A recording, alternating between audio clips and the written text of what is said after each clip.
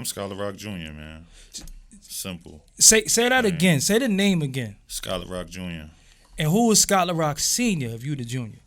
That's my pops, man. DJ Scott LaRock, Boogie Down Productions. So when I say the Bronx, do you get it now? Do you understand? This is Scott LaRock Jr., the son of the legendary Scott LaRock, Boogie Down Productions. So I wanted to ask you, is that you in the My Philosophy video? Yeah, facts. That's me. Yo, you know it's funny when they like Scott LaRock lives, boy, Scott LaRock, and I was just like, yo, that's Scott LaRock's son and shit like that. So do you remember that? I only remember like little bits and pieces. My mom's told me like just little like she couldn't get me to sit still, so I ate like 4 or 5 donuts, and they was putting candy on the floor, and I'm playing with candy and the Mr. Toys in the video, but nobody really peeped it. Like, how old were you in that video? Maybe like 7, 8 months. Damn. So how old were you when your pops passed? 9 months. 9 months. So So the video was shot prior to him passing away? I want to say yeah. So why he wasn't in the video? He wasn't in a lot of the videos if you look back. Oh, whoa. All right. So you know that I thought your father passed away, then y'all did the video. I don't think that video. I think that video was done before he passed. Wow. I'm not sure though. I ain't 100%. Yeah, you was like a baby. I said, I was 7 months old. Yeah, you was a baby. So I ain't certain, but I'm pretty sure. Growing up, when did you realize that your father was a big deal? Yo, honestly, like, to keep it a buck with you, I still don't feel like he get his due. So as far as him being a big deal, it's like a big deal to who? You know what I mean? Like, everybody don't give him what he's supposed to have. So it's like, I came up like everybody else. It ain't. So there was no fanfare of this Scott's son. There was you never got none of that growing up? I never lived my life like that. Got you. I'm from 183rd and Webster, bro. Like, it's projects, you feel me? So you tell somebody you attached to somebody famous, what that make you? A target, Mo. Like, you understand what I'm saying? So all right. I'm just Scott in my hood. So coming up. Like. So get me to understand this. So for all that your father meant to hip hop, for all that he did for hip hop, you grew up in the projects? On 183rd and Webster, 3654. That's my block. Yo, you grew up in the projects? Scott LaRock's son grew up in the projects? 4th floor, 4 DJ, bro. Like, what else you want me to tell you? Like, I'm just confused though, because it's like your father didn't pass away from health related reasons. He didn't pass away from old age. You know, he was senseless violence, murdered in the street, and I would think that his baby, people would make sure that you were okay. People like who? Like, I mean, what's the expectation here? Like, these niggas is a bunch of men. You got Boogie Down Productions. That was a crew of different various people. You got your father helped a lot of people though. Like, he put together a crew that stood the test of time to this day. It's like when you say Boogie Down Productions, there's so much that comes with that. Your father was the founder of that. My father and what he stand for. But as I grew older, I see he wasn't the best judge of character when it came to the people he put around him. You understand what I'm saying? Like, yeah, they may have been good rappers, a good producer, a good DJ, but they wasn't solid men. Know what I mean? Like, I say it like this all the time to anybody that asks me about this. If my pops didn't pass away, and let's say KRS One passed away, his family would be good for the rest of their life. Because that's the type of man my father was. You understand what I'm saying? But you can't expect the same thing from everybody. Everybody not cut from what you cut from. So, therefore, like, I don't think I have to really say much more than that as far as that's concerned. Like, so right now in your crib, do you have like gold plaques and all that stuff? Do you have? Nah, I don't got none of that. You don't have no paraphernalia, no memorabilia? I'm gonna be 100% honest with you. I want my own. Got you. You feel me? Like, the stuff that my that's father still your got, daddy though, man. Like, you know what I'm saying? Like, what I'm asking you is that what do you have? What was given to you? If it meant the same thing it meant to my father, if I felt it meant the same thing it meant to my father, I'll push and I'll have all of it. I see what you're saying. But it's so far from what my father made it to be, like, I don't want nothing to do with it. It's not his no more. It's not his. Like, they took it and did whatever they wanted with it. They took it and sold it to a record label. Like, what did my pop scream from day one? We are our own record label. We don't need to go to no label. As soon as he passed, what did they do? Jump to a record label. That's not his no more, bro. Got you. I don't want that. That's his. They can have that. So nobody came and said, yo, this was your father's hat. This was your father's jacket. This was your father's this. This was you. My grandmother got a couple little pieces. Okay. Know what I mean? But those hush shits. Got you. And like I said, like I want my own. You want to be. Know what I mean? I'm not. So taking on your name, which is your government name, it ain't like you know what I'm saying? It ain't like you made it up. Did you feel like that might hinder you a little bit? In the sense of you got big shoes to fill and you're always going to be pushed into this affiliation with Boogie Down Production, KRS One, whether you like it or not? My pops died when I was 9 months old. Okay. Know what I mean? So I ain't never feel no attachment to none of that shit because it wasn't around me. When I could understand what was around me, period. So I understand survival, like that. I don't understand like 60,000 at a venue, rocking the crowd. Like that's not what I came up in. Everybody think that's the environment I came up in. Nah, I came up just like you, bro. So you've never been on the tours. You've never been. None of these want to help me, bro. Like you gotta be serious. No, I am serious. I'm like, what the. I'm like bewildered. Right, you gotta look at it like this, right? I'm everything they not. When I say that, I mean this. These niggas old, I'm young. These niggas ugly, I'm not. Know what I mean? Like I'm new, they old. Why would you help me? I'm gonna take everything from you. That's how you gotta feel. You gotta feel like I'm a threat. I got the name. I'm 30 years younger than you. I come with fresh energy, everything that you lack. Even when I come around them, when I was coming around them a couple years ago, when I was going out every night, popping out, they loved me because I brung the energy, I brung the crowd. The women came when I came, just things like that. So I already know if you put me in a certain room and I'm going to take everything that you think is yours because you don't got it no more. Like, you 94, I'm today. Like, you understand what I'm saying? Like, it's a big difference. So they ain't going to help me. Why would they? I don't expect them to. And to be honest with you, the things they did to get the help they getting, I never do. So if that's what they expected me to get the help, like, you know what I mean? Like, it's just a lot going on that I'd rather just do it my way, bro. It's going to take longer. It's cool. But I'm going to get there because you can't, it's certain shit is like inevitable. You can't deny certain shit.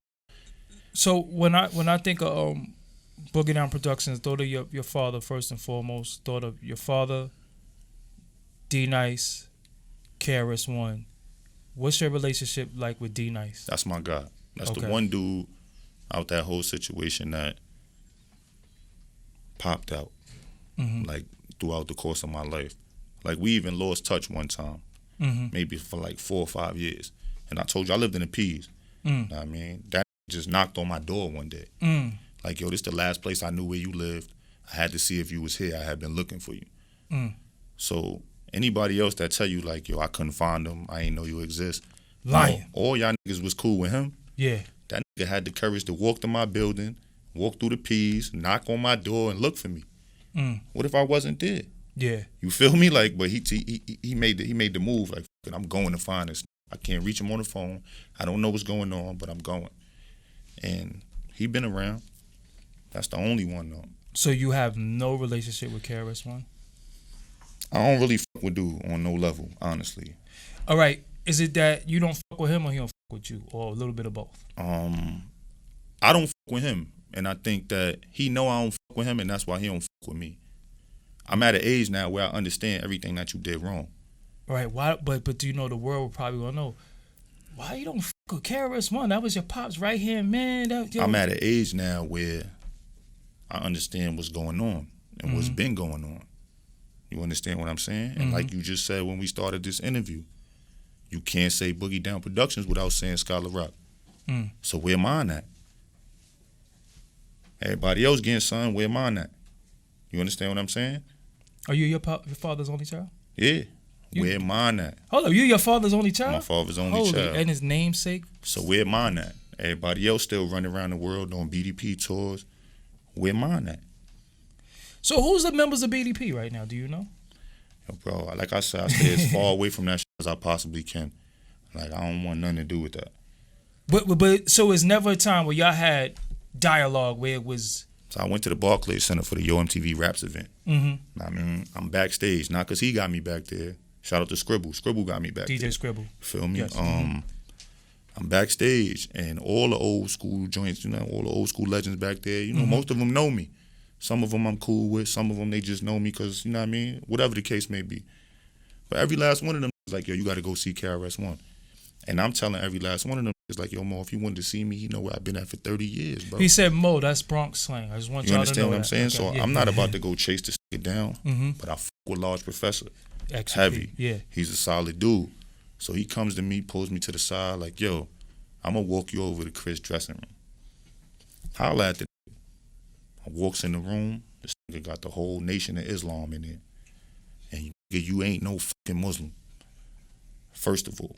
Secondly, the nigga looked at me like I was just a common fan, like I was a nigga who came to admire him, Mo. No, like I'm not here to admire you. Y'all didn't have no nigga. dialogue? Like, none. My nigga said, hey, what's up? I looked at the nigga like, yo, that's what you got to say to me, brother? Like, where am I at? Like, know what I mean? That's the real question here, bro. That's the elephant in the room. So when I just looked at the nigga, like it just went dead. And I just left before I broke his jaw. Like, that's basically how that went, bro. Don't break KRS One jaw, man. Like, but I'm trying to think. This is my thing, bro. Go ahead. Let's say you couldn't find me for all these years. You found me tonight. Yeah. You don't got nothing to say. That's because you know you've been doing sucker shit my whole life. My whole existence, you've been ducking and dodging me. And the night I ran into you, you ain't know how to address it. And you was praying I ain't punch you in your face. And the only reason I ain't punch you in your face is because I promised myself I ain't never going back. Like, Yeah. You know what I mean? It's 300-400 cops in the Barclays Center. I punch you in your face in here, I'm for sure going to jail. So that saved you that night. Like, that's the only thing that saved him. Who could mediate that between y'all? Honestly, bro, people ask me that all the time. Nobody can mediate that, bro. You can't change 30 years worth of damage. You can't change 30 years worth of me being in places I shouldn't have been because you ain't do right. Like where? Like, I grew up in the projects. That's the first thing you said out your Facts. mouth. Like, what are we talking about? I got 5 sisters, 2 brothers. I grew up in the projects in the 3-bedroom. But my pops is one of the world's greatest DJs. His records still get spun everywhere under the sun. He's still on world tours, making thousands and thousands of dollars. And I grew up in the P's, man. I went to public schools. I fought niggas. I gangbang. Like, I shouldn't have had to go through none of that. Did the prison thing? Did you go through the prison system? Yeah, facts for sure. Damn, I couldn't imagine like I could understand some of your resentment, but me, I always be trying to look for the light at the end of the tunnel. My light at the end of the tunnel is just gonna be me having my own success. Like, I'm not looking to like. I'm not trying to mend fences with niggas. So if he come right now and say, yo, I got this bag for you, you ain't taking the bag? That don't got nothing to do with me having a personal relationship with him. No, I ain't say. If he bring me some money, that's money that's owed to me. I'm about to say, I ain't say y'all gonna go out for tea and crumpets. That's money that's owed to me. That's 2 different things, bro. Got you. Would you turn down some money and owe you? To the no. Why would I? Yeah. You know what I mean? That don't mean I won't even shake your hand. I'm just taking the bag and going my way. Thank you. You understand what I'm saying? Like, that's money you should have gave me 30 years ago, brother. My family shouldn't be suffering at all. D Nice is an active DJ. He does a lot of things. You say he keep it real with you. Did people try to make you grow up disliking him? Because some people was actually saying he was responsible for your father's death. I mean, all right, now you from Brooklyn. I'm from the Bronx. Mm-hmm. Know what I mean? So I'm going to ask you a question. Street nigga to street nigga. One of your mens, like, know what I mean? One of your right-hand men. Get in a situation. You ain't going to go ride? It already happened. You understand the consequences, like, know what I mean? What the consequences might be when you get in the car, though, right? My pops was a grown man. He made a decision to go ride for his friend. How the fuck I'm going to blame D? You understand what I'm saying? Makes sense, like, because if that's me and I'm put in that situation, one of my mans call me right now and it's really like that, I'm going to ride. And if push come to shove, something happened to me, how the fuck can my family be mad at him? I got in the car, I'm grown, my legs work. Yeah. Period. So, like, I ain't mad at him for that. He did what any stand-up nigga do. That's my boy. I'm going to ride. What's up? Let's go see what's up. So you didn't know Miss Melody and all of them? Nah. Willie D? You ain't know Willie D? 9 months old when my pops passed. And I told you didn't know Kenny Parker? Bro, I ain't never seen that man in my life. You ain't never seen Kenny Parker, KRS One, bro? I ain't never seen that man in my life. I seen him on Instagram. I ain't never seen him in my face. He followed me on Instagram for like 2 days. Then when I ain't following him back, he unfollowed me. What the fuck is going on? I've done thousands of interviews, and I'm fucking bewildered. I ain't know he was a DJ until I found out on Instagram. I guess he's out here trying to be my pops now. I don't know what's going on with him. Wow.